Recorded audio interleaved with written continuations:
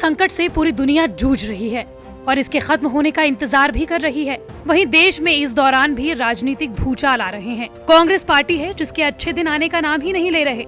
मध्य प्रदेश के बाद राजस्थान सरकार भी खतरे में है। दिसंबर 2018 में राहुल गांधी की अध्यक्षता में जब कांग्रेस मध्य प्रदेश और राजस्थान एक साथ जीती थी, तब राहुल गांधी और कांग्रेस इस जीत से फूले नहीं समा रहे थे। लेकिन इसी जीत ने इन दोनों प्रदेशों में फूट की शुरुआत कर दी थी। मध्य प्रदेश में तो ज्योतिरादित्य सिंधिया ने आखिरकार बीजेपी का दामन थाम लिया, लेकिन राजस्थान में भी हालात अच्छे नहीं हैं।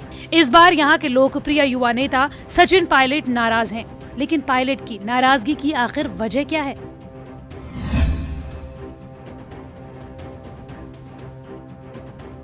हाल ही में सचिन पायलट को आए एसओजी के नोटिस ने बात बिगाड़ दी। दरअसल इस नाराजगी की वजह है, हाल ही में अशोक गहलोत पिछले लंबे समय से भारतीय जनता पार्टी पर आरोप लगा रहे थे कि उनकी सरकार को गिराने की कोशिशें जारी हैं। मध्य प्रदेश में जिस तरह से बाजी पलटी, उसके बाद हाल ही में हुए राज्यसभा चुनाव के दौरान राजस्थान में बवाल हुआ था।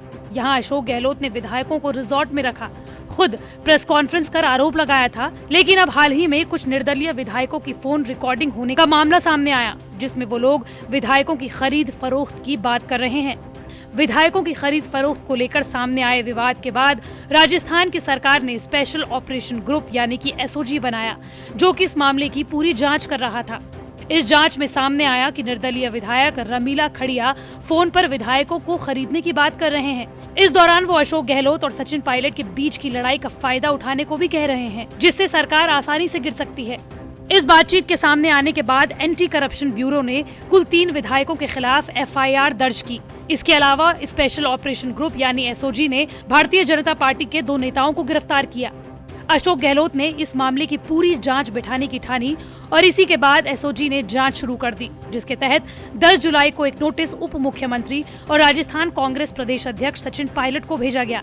इस नोटिस में मौजूदा प्रकरण को लेकर उनसे सवाल जवाब करने और बयान दर्ज करने के लिए कहा गया था, जिसमें सचिन पायलट से उनका वक्त मांगा गया था।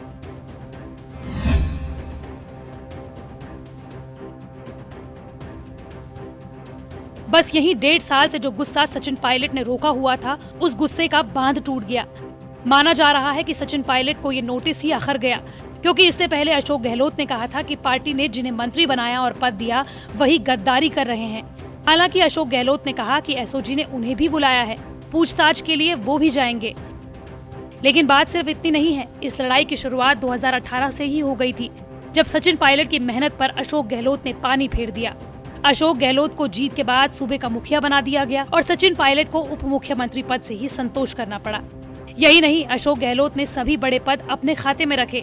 अशोक गहलोत ने 9 विभाग अपने पास रखे, जिसमें गृह मंत्रालय और वित्त मंत्रालय भी शामिल था। तो राजस्थान में मेहनत सचिन पायलट ने की, लेकिन जीत का सेहरा बंधा अशोक गहलोत के सर पर। लेकिन अशोक गहलोत और सचिन पायलट की लड़ाई यहीं खत्म नहीं हुई। पायलट इन 1.5 सालों में अपनी ही सरकार पर सवाल उठाते रहे।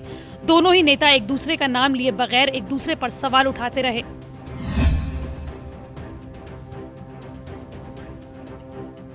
हालांकि इसके साथ ही झगड़े का एक और कारण था, वो था राजस्थान कांग्रेस अध्यक्ष पद का झगड़ा। सूत्रों के मुताबिक राजस्थान में एक और झगड़ा है, वो है अध्यक्ष पद को लेकर।